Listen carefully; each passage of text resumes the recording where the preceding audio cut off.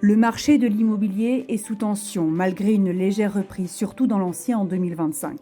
La construction de logements neufs est en chute libre, à peine 3400 logements autorisés en 2025 dans les Alpes-Maritimes, soit 2 fois moins qu'avant le Covid. Lors de sa réunion annuelle, l'Observatoire immobilier d'habitat de la CCI Nice-Côte d'Azur présentait le manifeste de la filière pour tenter de remédier à cette crise.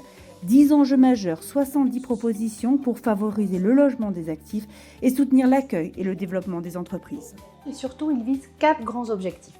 Le premier, c'est de construire plus et moins cher, et donc un grand nombre de propositions sur le foncier, les documents d'urbanisme, l'augmentation des droits à construire, notamment au travers de la densification. Le deuxième objectif, c'est construire mieux, notamment en tenant compte des contraintes environnementales et de l'énergie, et également en tenant compte des évolutions sociétales, le vieillissement de la population par exemple, ou la problématique de la mobilité. Le troisième objectif, c'est d'améliorer le financement de l'immobilier et la fiscalité.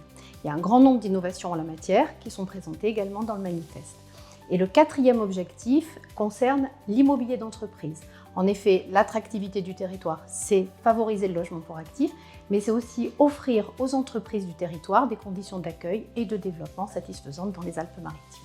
On a de plus en plus de mal à construire, un foncier qui est inaccessible, des coûts de construction en augmentation et qui risque de rebondir en période d'inflation, et aussi une surréglementation qui empêche notamment de sortir des opérations à prix maîtrisé.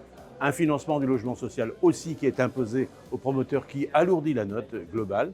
Et aussi dans l'existant et dans le parc de l'existant, beaucoup de contraintes sur la rénovation énergétique avec des interdictions vouées pour des propriétaires bailleurs, un secteur locatif qui est en diminution d'offres.